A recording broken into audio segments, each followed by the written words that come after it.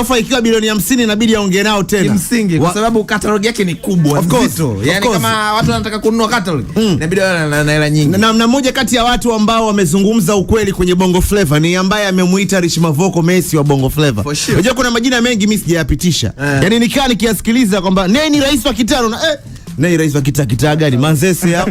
Yaani kuna namna yani inakuwa haya click kwenye kichwa changu. Messi wa Bongo Flava. Haya imepita. Tiki. Kwa sababu nikimwangalia Rich ameweza kwenda katika vizazi naweza nikasema kwa sababu kuanzia 2010 na pale katikati kuna aina fulani ya muziki ulikuwepo. Kabla ya huu Badman huu. Tulikuwa tuna yule Rich yule baby follow yule. Ushanielewa. Afu hapa katikati akabadilika. Akaja Badman mmoja anaua kama kwenye makokoro na nini. Kwa hiyo inakuwa balaa zito. Bwana Mavoko huyu hapa tuko naye. Unanijaza wewe. Richard. Kwani uongo unafikiri? Angalia mijazo yako ndio. Kwa msikilizaji. Bwana sasa hivi kuna story nyingi inaelezwa ya kwamba wasanii mmekuwa mkienda kuuza katalogi zenu na wengi wao sijajua kama wewe kwako ushafanya hivyo ila wengi wenu washaanza kuuza na wengine hapo kwenye kubageni. Kwenye mikwaju yako yote ambayo umewahi kuifanya, ni ngoma gani ambazo kwa sasa hivi hauna hakimiliki nazo kiasi kwamba hata ikitokea unataka kuuza katalogi yako kwamba kwenye ngoma hizo au hata sasa hivi haunufaiki nazo hata kidogo? Mimi nitakujibu in short. Si ndio? Mimi nafikiri chochote unachokiona cha kwangu kama kwa mtu atakuwa anihifadhia tu. Kwa maana gani? Chochote ambacho nakiona hii ni ngoma ya Rich. Kama unahisi hiyo itakuwa iko kwa mtu bwana. Acha nimuulize, basi atakuwa anamhifadhia tu. Na wataendelea kukuhifadhia hadi sasa wao watapoamua sasa jamani tunabidi sasa tukae tumpe vitu vyake. Sio umenielewa. Kwenye kukuhifadhia. Wanahifadhi mpaka mapato ina maana. Kuna mapato ambayo yanapatikana. Chochote kile ambacho atakuwa wao wanafanya. Either wamekula, hawajakula. Watakuwa wananihifadhia. Siku akiamua kukurudishia uta calculate hesabu za kile ambacho kimepatikana kutokana na ngoma zako ambazo wao wanazihifadhi, afu uchukue pesa yako yote. Au unajua kinachoingia sasa hivi kipi? Nafikiri kila kitu siko kwenye nini unasema? Dashboard. Hakunaga wizi kwenye muziki. So uta calculate. Nasema hakunaga wizi kwenye muziki, kila kitu kipo kwenye dashboard. Vipi utanidanganya vipi? Wakiamua kukurudishia sasa ndo kasema kwa mfano wakiamua kwa mfano. Kila kitu sikipo hapa. Si ndio? Sasa utanidanganya vipi mzee? Wewe una wako na mimi na hati wangu. Kwa hiyo unawasubiri watu kuona. Yaani kwa maana kwamba unaelewa kuna michezo ya hatari inachezwa kwenye industry ila wanangu tutakutana pale katikati kwa Pilato. Mimi simsubiri mtu kwenye kona kwa sababu ningekuwa namsubiri mtu basi mpaka leo ningekuwa nimelala ndani. Sifanyi movements, nimekaa tu niko na mawazo kuna hichi na hichi, lakini mimi niko na vitu vyangu nafanya nasogeza. So sidhani kama namsubiri mtu kwenye kona. Huyu ameuliza kitu ambacho ilipaswa nimjibu in short, sio na vitu vingi. Nikamwambia chochote ambacho yana wasiwasi nacho takuwa nahifadhiwa tu kakaangu. Wala sio na mambo yamekuwa ni mengi sana mzee wangu sasa hivi na siku hizi kumekuwa kuna vitu vingi, mtu anaweza akakugeuka muda wowote ule akakubadilikia anavyojua yeye. Ukisema unajua imechukua muda mrefu sana, unaongelea hakimiliki ambazo Mavoko ilikuwa inabidi yawe anaokota hadi leo hii kwa sababu ya nguvu kazi yake aliyoifanya. Machupa makali mengi ambayo umeyafanya, unazungumzia pacha wangu, machupa ambayo umetumia gharama zako South wapi, lakini kuna watu maybe wana own hiyo ownership sasa hivi ambayo wewe ukoti, which is too bad for the game. Na time inazidi kwenda na Mavoko unasema unaendelea kusubiria, utasubiri hadi lini? Mimi sijui wewe ndo unasema nimeendelea kusubiri. Mimi simsubiri mtu. Hata wewe nimemjibu ameniambia utakuwa unasubiri watu kwenye kona. Nikamwambia mimi nafikiri simsubiri mtu kwenye kona. Nimejibu in short kwenye ulichokisema kwa sababu kama umekuwa na wasiwasi kama akija Mchina nikakwambia chochote ambacho una wasiwasi nacho itakuwa mtu ananihifadhia tu. So baada ya vitu vyote itabidi alete kwa mwenyewe, ndio nilichojibu. Sikusema kuna mtu which is ukivihitaji wewe unavuta ngola moja bwana. Saskia muda wangu ndo huu. Hasa licho nataka kuchimba. Ndio maana yake. Yaani hiyo ndo tafsiri yako kwamba yani anavyo. Lakini yani kuna namna vitakuja tu vikitakiwa. Kwamba muda wake haujafika kwamba ukivihitaji muda wote ngola moja. Bana sikia sasa time yangu ndio hii basi. Mimi nikuulize kitu hichi. Kila kitu unachokihitaji kwa sasa unakipata. Kwa sasa hivi? Kwa sasa hivi mimi kila ninachokihitaji nakipata. Unakipata. Kweli? For real. Kesho pia unaweza kutuambia kwamba utaamka na pia hiyo na ukaipata yake. Kwa sababu Mwenyezi Mungu ametubariki. Basi sasa mimi naongea kwenye way ya kwamba sio kila kitu unachokihitaji kwa muda huo unataka wewe unaweza kukipata. Kwa hiyo hapa kati kuna ups and down nyingi za muziki. Tukianza kuzielezea pia hata wadogo zetu watachukia. So madam sisi kuna kuna baadhi ya watu kama mimi nakuwa amekufa na kifo chake kina vitu vingi. Tuko wachache. Mimi nikikwambia kila kitu wewe utachukia mtu fulani. Na hiyo sio lengo. Lengo ni kutengeneza, sio kuharibu, kubomoa. Sijui mtu fulani alikuwa mbaya. Sijui unanielewa. Hiyo tunakaa kwenye sehemu ambayo utasema wewe ni mtu ambaye unataka kutengenezea watu picha mbaya kwamba hao walikuwa wabaya kwa upande wako ili tukuamini wewe. Mimi sihitaji kutetewa. Sihitaji huruma ya mtu kwenye haki yangu. Kama naiamini hii ni haki yangu. Afu naweza nisikudai leo nikawa nakudai kesho kutwa mtondogoo mwakani nikifahamia watadai warithi wangu. Mimi sina watoto. Na uzuri kazi ya muziki nafikiri ni moja ya vitu ambavyo viko tunaviona kwenye macho. Kwa hiyo kuna digital. Mwanangu atakuja atasema hii ilikuwa ya baba, kwa hiyo ilikuwaje? Ikawaje? Kwa hiyo mlizingua basi poa.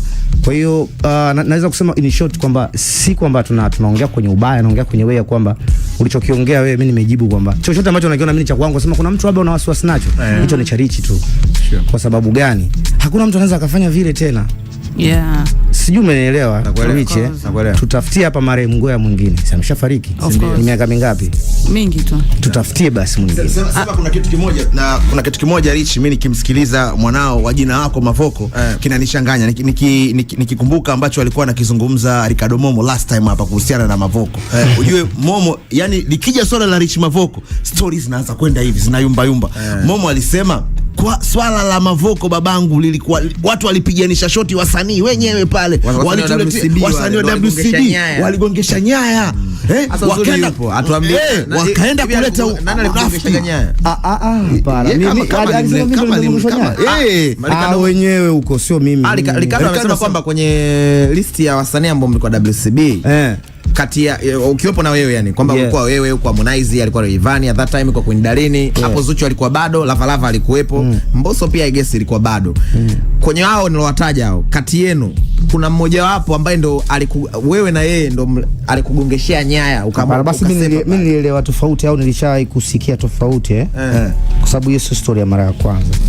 Nishawahi kusikia tofauti na nishawahi kuambiwa na mtu tofauti pia kuhusu hiyo story kwamba wao kwa wenyewe walipelekeza habari kwamba mwana mbaya, mwana miaisho na tusinichi radio fulani tuna wanaongea nao. Sijui unanielewa. Sio mimi nimeingia katika maongezi yao. Ni wao na story iko hivyo. Kwanza mimi sina story ya kuongelea mtu yani. Yani sina story ya kumuongelea mwanamume wenzangu. Kwa hiyo ukiniambia mimi namguzisha mtu shoti, hiyo sidhani. Kwa wao walikuwa na ndio habari mbaya. Na ndio habari ambayo pia hata ilikuja mimi nimeletewa pia na bro, siwezi kumtaja. Ni mwanamuziki mkubwa. Bwana nasikia Richi huyu alienda kusema hivi na hivi kwa huyu mtu, ndio kagongesha shoti. Huyu mtu alikuwa anakupigia simu kipindi unataka kuondoka WCB mshomusho, kweli uongo? Niambia alikuwa anakuweka loud speaker, unajua? Nikamwambia okay. Sawa, mna shida. Sasa ilisha hivyo, sikuwahi kusema chochote. Kwa maana kuna mtu alikuwa akikaa na wao anakupigia wewe simu afu anakuweka loud speaker ukiwa unataka kutoka WCB pale. Kwa jinsi ambavyo mimi nimeambiwa na huyo anaposema kuhusu nani amesema Momo kwa namna ambavyo Momo alivyokuwa na sound, ilikuwa na sound kama Harmonize. Na mimi pia sikilize Mavoko, ilikuwa ina sound kama ni Harmonize. Nimekuelewa. Sasa ili isiwe jambo jipya, ili jambo nimelisikia karibia miaka 5 nyuma au 4. Kwenye way tofauti kidogo. Sijui unanielewa brother. Kwa hiyo ni jambo ambalo nalijua uzuri. Na Harmonize alifanya hivyo kweli? Ulikuwa unampigia? Sasa mimi sikuepo, naweza kusajili vipi sikuepo? Ulikuwa unaongea wasiliana naye around your time? Nimeambiwa loud speaker. La ni kweli mimi nilikuwa naongea naye, sijai kuongea na mtu yote mwingine zaidi ya yeye. Sure. Kwa hiyo kuna kitu ulichokiambiwa, bwana pale tulivyoenda tulichukua kama mlichukua milioni 70, ni kweli? Tulichukua 70 kweli. Ni kweli tulichukua 70. Unajua ni kweli. Huyu ndo niloongea naye. Sure. Si unanielewa bro? Yaani vitu vya kinafiki tu viache. Alafu sasa mtu kama mimi si mtu muongeaji. Ila kwa kuwa unataka niongee, naongea leo. Sikuwahi kumpigia simu mtu mwingine zaidi ya yeye, na yeye alikuwa ananipigia simu mimi. Baada ya hapo ulikaa kumwambia sikiza mwanangu, kwa nini ulikuwa unaniweka loud speaker? Kwa hiyo ulikuwa unanisnitch mimi kwa namna moja mwingine. sitaki kumpa ubaya mtu. Sio mwanangu, hatuna rule ya kuongea. Yaani kwanza hatuna hiyo room ya kuongea mimi na yeye. Hiyo ndio sababu ya wewe kutoka WCB au ilianza nyingine au uliamua kutoka WCB kwa sababu uliona kwamba mbona kama anaanza kugongeshwa nyaya tena zinakuwa shazi, biashara inakuwa ngumu hapa. Mbanga zilikuwa nyingi. Mimi sio mtu kuongea, inabidi sana nikwambie mbanga zilikuwa nyingi. Mimi nishai kusingiziwa pale nimemwandikia gigi papa. Na mpapa. Imagine. Hata sijui hiyo nyimbo imetoka wapi. Na hiyo ilikuwa nje ya makubaliano kwamba ulikuwa hapana, na makubaliano hakuna sema umeandikia timu msanii. Ukimwandikia mtu ulipwe. Hakuna. Kulikuwa hakuna makubaliano hayo. Hakuna. Shida ni kwamba sisi tuna ushabiki, hatufanyi biashara. So mimi nahisi wewe ukifanya kitu nje ya na mimi nilivyokuchukua kama wewe unafaidika au huyo mtu anaochukua hicho kitu anafaidika sana. Which so kweli. Na mimi sikuandika hiyo nyimbo sijui na papa ya gigi mpaka baadaye imekuja kujulikana bwana ni Shalo ama Tusi. Unakaa sasa unaona sasa mbona kama nakuwa kama nanyasika afu sijui chochote. Sio, unanielewa? Nakupata. Nikaja kuambiwa na mwandikia Rudiva. Mimi nachotaka kujua wakati tunakubaliana. Basi mbanga ni nyingi. Subiri kwanza. Mbanga nyingi. Sasa hapo kwa Rudiva mimi nishaye kumwandikia Rudiva lakini sio nyimbo ambazo yeye alikuwa analilia, yani hiyo umemwandikia. Kwa hiyo atakuwa kuna mtu alikuwa anapeleka kuwagusanisha nyaya mnasema kuwapigisha shoti au viongozi wake, alafu sasa viongozi wamekuwa ni watu ambao kweli itakuwa kweli. Sijui unanielewa. Kwa hiyo ikija kwako wewe unakuwa unaonekana kama ni mtu ambaye utakuwa kweli umefanya ni manyanya.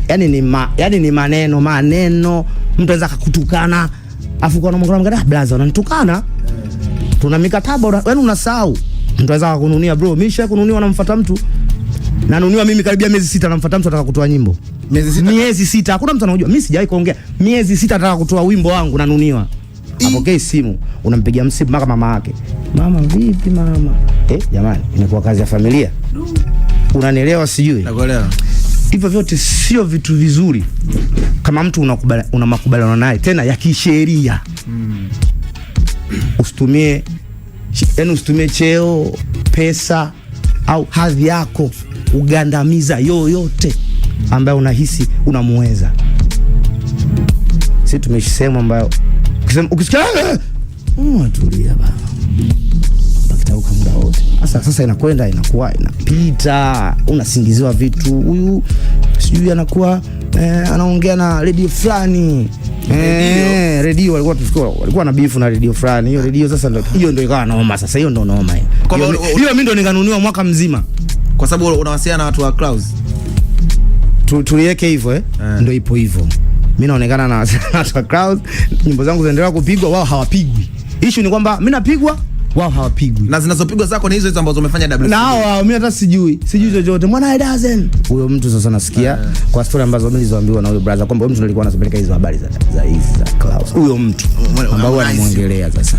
Ambaye huyo mtu ambaye huyo ana nini? Anamuongelea ndio alikuwa anapeleka hizo habari.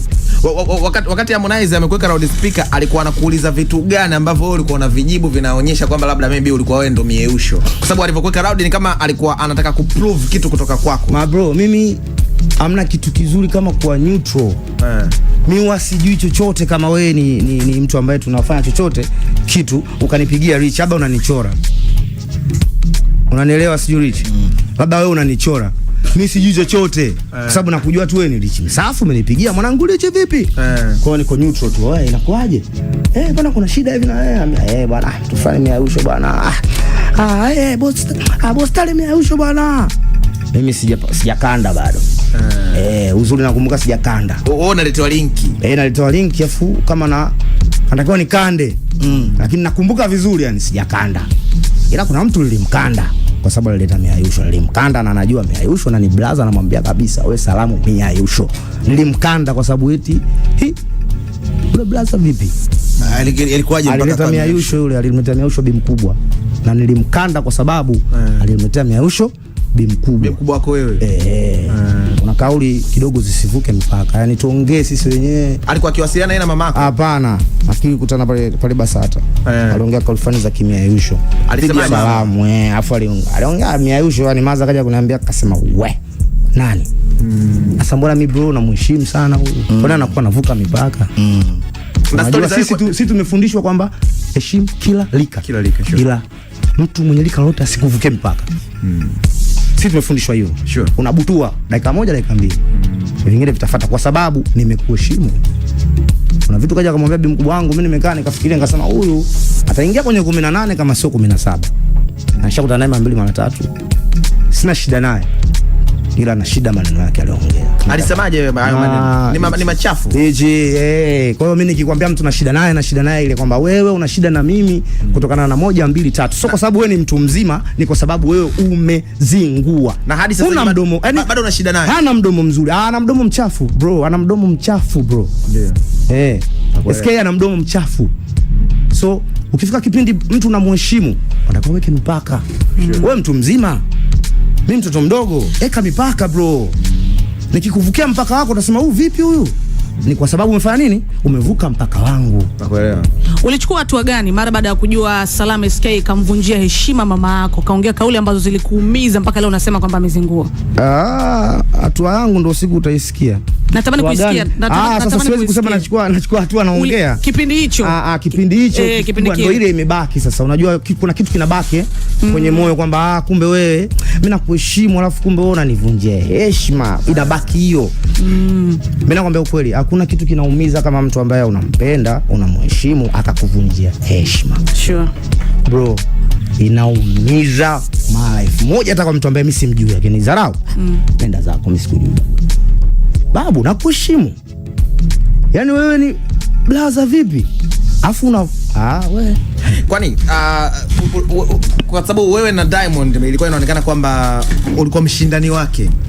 Lakini baadaye mimi nilikuja kupewa taarifa ya kwamba kuna time ambayo wewe ilitakiwa usainiwe WCB, ni ulikubali kuingia WCB kwa sababu ni kuna mtu aliyewahi kukupigia simu na kukwambia kwamba kwa sasa hivi game yako inaweza ikafa, kwa hiyo inabidi kivyovyote vile ukubali kusign pale. Na at that time umetoa wimbo wako ambao umeenda kushoot South Africa. Baba alikupigia simu akakwambia kwamba Mavoko, kuanzia sasa hivi ukisikia wimbo wako unapigwa popote, nidai mimi hela, kwa sababu kuna watu nimesikia wamekaa kikao wanataka kukupoteza. Kwa hiyo ilifika tu ni kama at that time umetumia gharama nyingi kwenda kushoot ile ngoma, lakini ni kama pesa za promotion sasa zikawa zinaanza kuishia, kwa sababu kuna wana labda wanataka wewe udrop. So ukapokea simu, that's Mazu alituambia hapa kwamba ukapokea simu ya kwamba kama kweli unataka kuendelea na muziki wako ukubali kusign WCB. That's kwamba ulilazimishwa, ilikuwa sio mipango yako. Hapana, siwezi kusema uongo. Mimi sio mtu muongo. So ukiona nakwambia kitu kipo hivi ndio kipo hivyo hivyo. Sio mtu muongeaji. Sijai kupigiwa simu kulazimishwa ingia hapa. Ila nachokumbuka ni watu ambao walinitafuta kwa muda mrefu. Sijui unanielewa.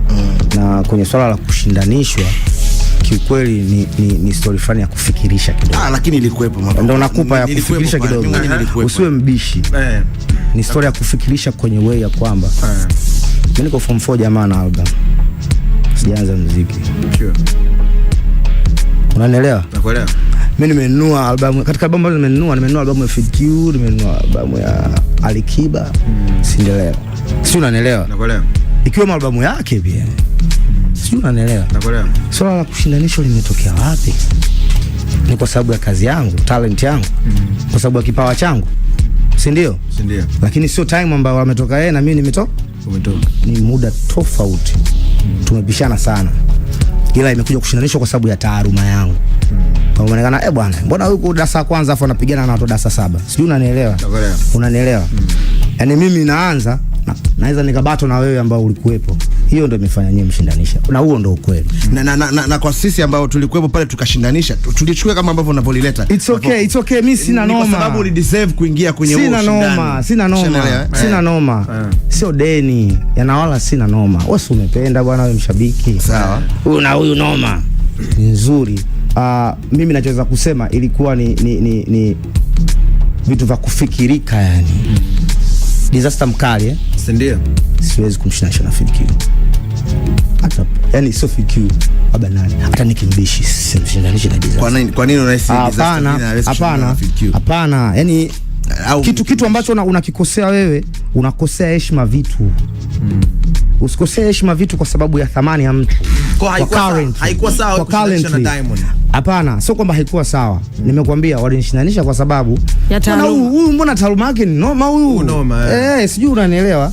Lakini hakuwa sawa kwenye kuwaza kwamba lakini mbona kama darasa la kwanza tunampeleka kwenye mtihani